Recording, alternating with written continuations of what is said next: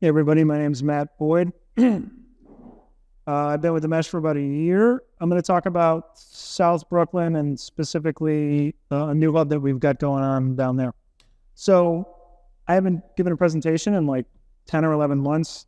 So I do installs, support, project management, networking, communications, a lot of different things. My focus areas that I've been working on a lot more recently, I've been working a lot on rain backups for hubs. So everybody knows that with the mesh, sometimes when it rains very hard, the internet goes down. I've been trying to keep that from happening. So in most parts of Brooklyn now, it doesn't go down. It just gets a little slower. I've been working on fixing a lot of crowded sectors, trying to find smaller hubs or redistribute connections so that everybody has a little bit smoother experience.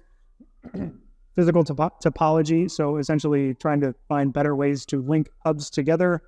And then just overall processes, inventory support, little things like that, just to help us run smoother. As Mark mentioned, there's a lot of administrative overhead and not a lot of volunteers who really like doing it. And I don't blame them because it's not a lot of fun. So the easier that we can make it, I think the easier this will get. I personally joined the Mesh because I just really think that internet is for everybody. I don't think that we should be paying for-profit companies for internet or like water and electricity and things like that, but that's a topic for another day.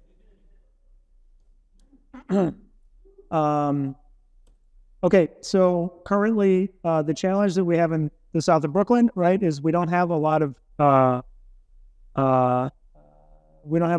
presence down there, and the geography is somewhat challenging. So on the left there, you can see we have the Sunset Park Hub and we have the Sunset Park Library, which are great buildings. Unfortunately, there's a lot of trees and it's kind of on a hill, and they're on the wrong side of the hill. So there's not really much visibility as we start looking south.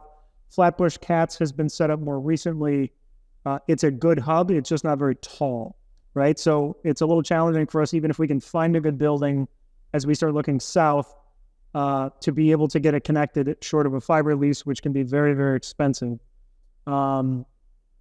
There is a Link NYC fiber pilot coming online soon at the Flatbush Cats hub. So we're going to have a fiber uplink there, but we need to figure out a way to get it to the rest of the neighborhood.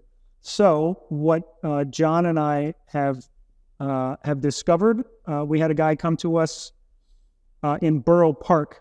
Now, what I say is Borough Park does not have a lot of demand for internet because of the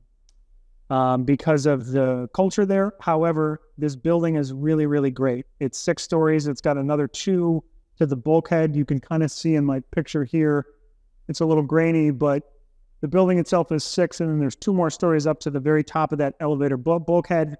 It can clearly see the Sunset Park Hub. It can see Flatbush Cats, and it can also actually see Prospect Heights Hub all the way in the north end of Prospect Park, which is quite far away.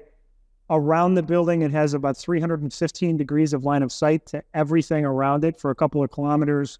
There's a hospital behind it. It's actually this little building right here, but it only blocks a very small portion. The building is pre-wired for Cat 6 to the roof.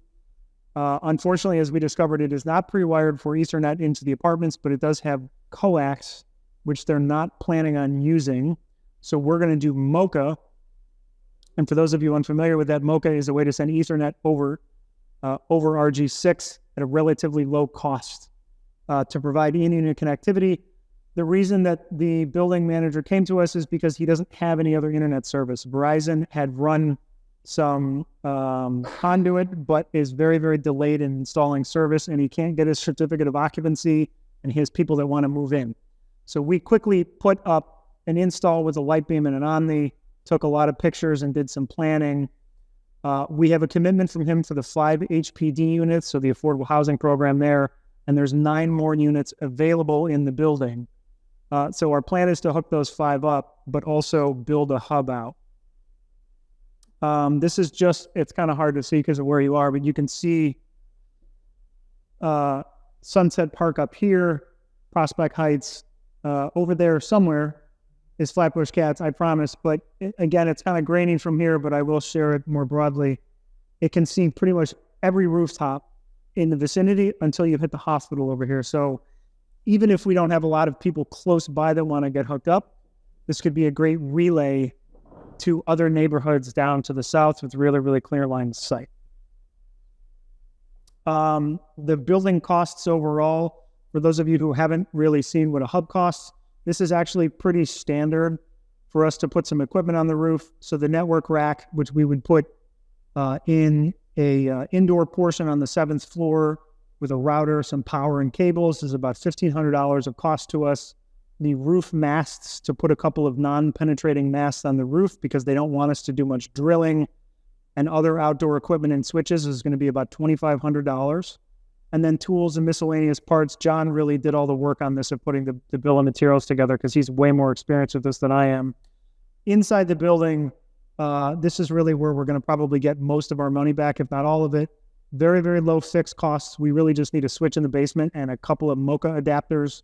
And then in unit, it's only going to cost us about $100 per apartment for a Mocha adapter and a router, right? And if our standard install fee is $240, we're certainly going to get. So we're going to be able to recover most of this cost of this hub without really having to do much of an input here. The existing commitment there of $1,200, and then obviously if we can get some of the other apartments hooked up, then we get closer to breaking even here.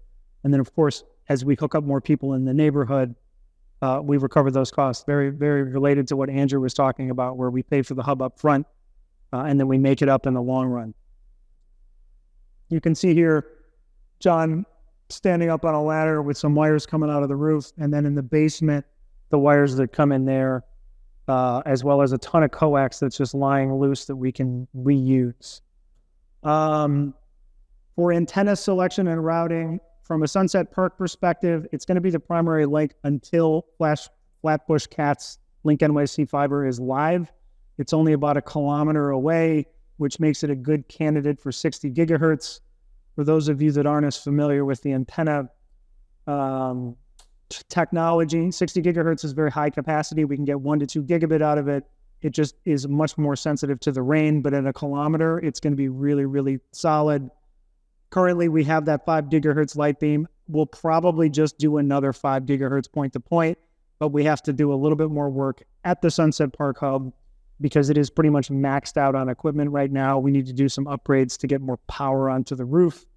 At Flatbush Cats, Daniel and Leiden have been doing a lot of work.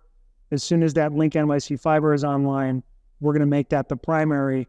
Now, it's 4 kilometers away, which makes it not really a good candidate for 60 gigahertz. However, Daniel and I have been discussing 6 gigahertz point-to-point equipment. This is kind of new. It just, I think like a month ago, the FCC finally de-licensed it. So these antennas, I don't even know what the capacity is. It's close to 1 gigabit. And we want to pilot it here as well as another couple of buildings up north in Brooklyn. For routing and switching to keep costs low, we're going to go with a relatively low-cost indoor router that does allow us to get gig routing. We'll put an S16, a big switch on the roof. We prefer that because, again, we're going to be doing 2 non-penetrating stands, so we don't have an unlimited amount of space to put power boxes and all the other crap that we would normally put on top of a hub. So we're trying to keep this relatively straightforward. In the basement, we need a $50 switch and a couple of Mocha adapters. So this should be pretty easy to do once we can get going. What we get from this, I think, as I mentioned, although demand is low only in that neighborhood, it's really going to be an excellent relay. It would open up, I think, parts of Kensington, which has had a lot of sign-up requests. If you pull, I'll pull the map up in a moment and you can see we don't really have anywhere for them to connect right now, right? So we can open up a lot of that, as well as north of this hub, there have been a lot of requests. And then obviously, as we look towards Midwood and Mapleton and Bensonhurst, right? Those are areas that we just can't serve right now. And this would open a lot of that up. And just other alternatives. The other big one that we want to do, this Link NYC partnership that we have, it was discussed a couple of months ago in a meeting. They're pretty much giving us for free a fiber line or a fiber connection at high speed as a part of a pilot with the expectation that we sort of help them extend their network out.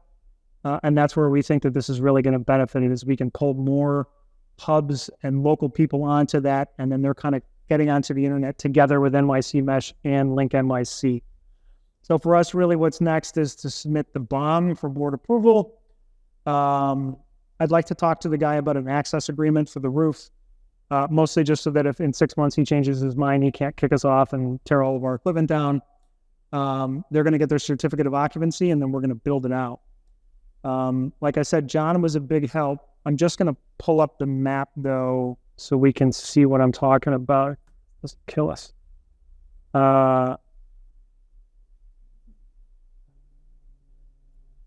So as we look at that neighborhood down here, for those of you who haven't really messed with this map too much, there's a couple of clever little filters you can do up here. You can turn off sectors to get rid of all that blue because it's not actually real. It's just and then if we look at potential, you can see, especially here in Kensington and Prospect Park South, and certainly around Flatbush Cats, there's quite a few installs that have been requested. Borough Park is quite light, but north of it here is quite heavy. There is a lot of trees right here. We have a sector antenna on top of the Sunset Park hub, but it can't see very much. Thankfully, it can see this hub, right, at Borough Park, but it can't see much else. So we think that this is a really, really good roof, mostly just because it can see everything around it. I don't expect it's going to grow super quick, but I think it's going to open up a lot of the areas around us. It doesn't take much of a capital investment, and this is honestly like a 2A build out because it's not a whole lot of equipment. So that's where we are.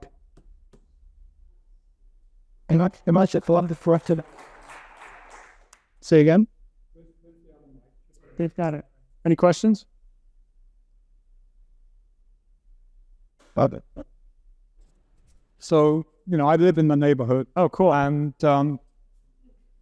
And where we are, Flatbush Cats is Flatbush Cats is over here. So what's this right here? That is a new install we've got down here at 639. I don't know who that is. I know that there's 3 really tall buildings on Flatbush right there that are really, really, really high. So it struck me if you could jump to them from Flatbush Cats, you could probably hit the whole of Marine Park and south of there. Yeah, that would be awesome. If we could get more on this building over here and get it a good uplink. Again, I mean, if we zoom out, right, we can see we just have nothing down to the south, right, other than one VPN node. It got rid of my filters, but right, there's a smattering of requests down here, but it's not something that's been, a ton of demand, but there's no reason that we can't push further south. Again, the consistent challenge for us is really line of sight. These guys have been doing a great job up in Harlem of building this infrastructure, and this is another great area to do. And then once we can get some of that Presbyterian Hospital, we can start doing Queens as well.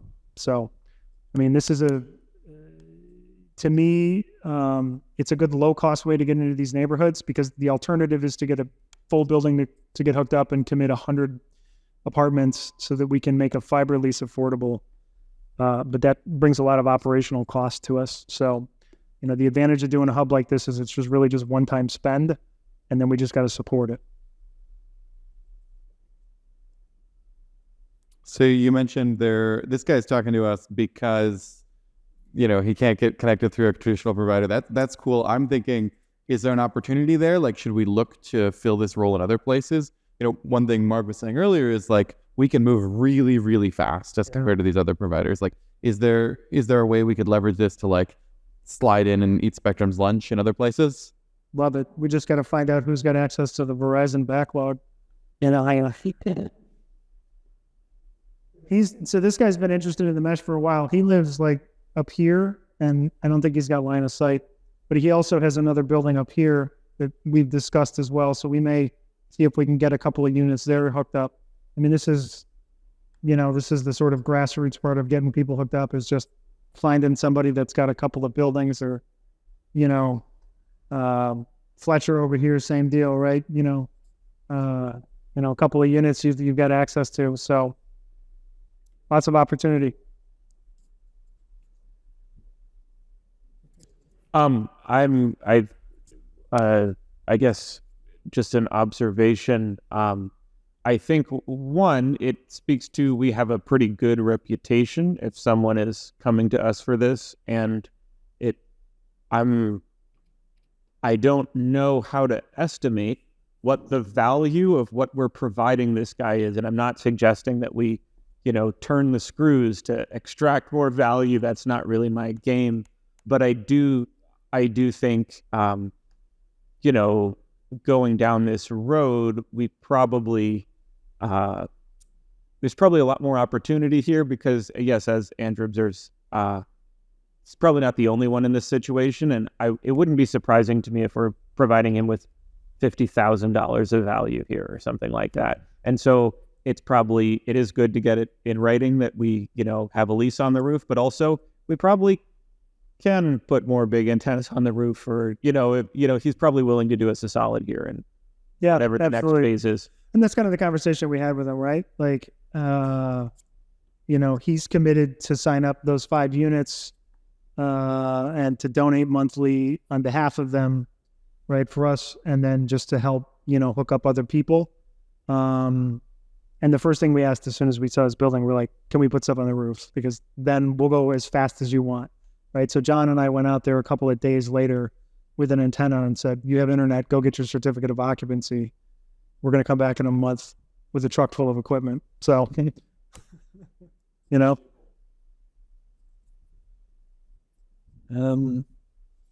Fifth Avenue Committee has some more buildings in Sunset Park if we need rooftops. Another interesting thing you mentioned, Mocha. We looked into it years ago, and that there is I guess this is what you found as well. There's a box that will do like 200 apartments. Yeah, Olivier brought that up. There's some like industrial Mocha distribution things, and it's like for this building it didn't make sense because it's like $3,500 for the I don't even know what you call it, like the router. Yeah. Right. For here, we're gonna start with a couple of splitters, and we're gonna just see how it goes. If we need to add 2, we go 2x8 instead of 1x16.